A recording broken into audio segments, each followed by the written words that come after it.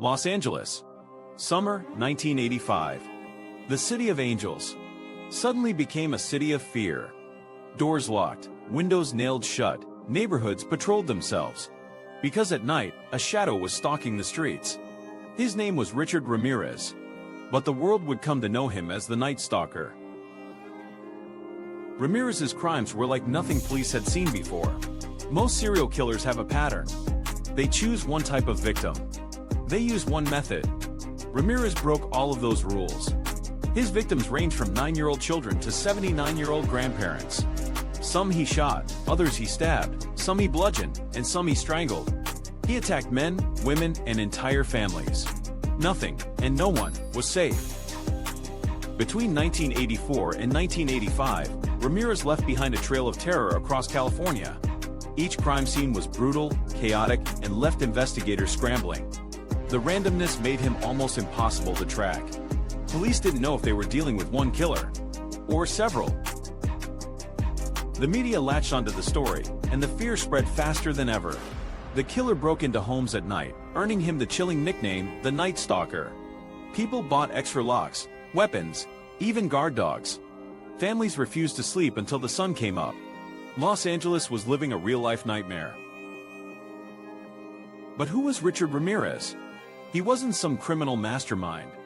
Born in El Paso, Texas, Ramirez grew up in a deeply troubled home. He was exposed to violence, drugs, and death from a young age. He idolized a cousin who bragged about war crimes and even showed him photographs of horrific acts. By the time Ramirez moved to Los Angeles as a young man, he was already addicted to cocaine, steeped in satanic symbolism, and completely detached from reality. Ramirez lived like a drifter, homeless at times, stealing cars, sleeping in seedy motels. At night, he transformed into a predator. He would prowl neighborhoods, looking for an open window, an unlocked door.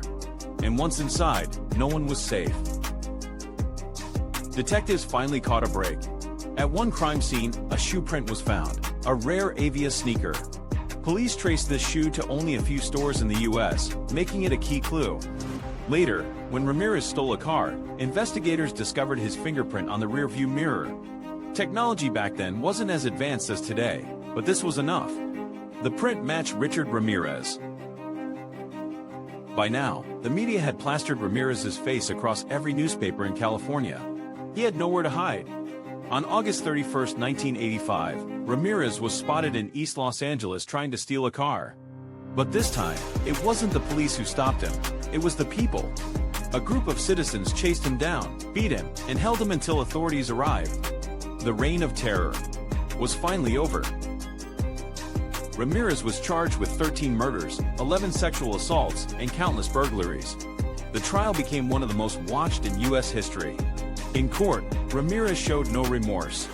He flashed pentagrams carved into his hands. He shouted, "Hail Satan!" His chilling lack of empathy horrified the nation. Richard Ramirez was sentenced to death, but he would never face execution. He spent over 20 years on death row before dying of cancer in 2013. But his crimes left a permanent scar, not just on the victims' families, but on the entire city of Los Angeles. He reminded the world that sometimes, the real monsters aren't hiding under your bed. They're walking the streets, waiting for nightfall. This has been one of the darkest chapters in true crime history. And it's a story the city of Los Angeles will never forget.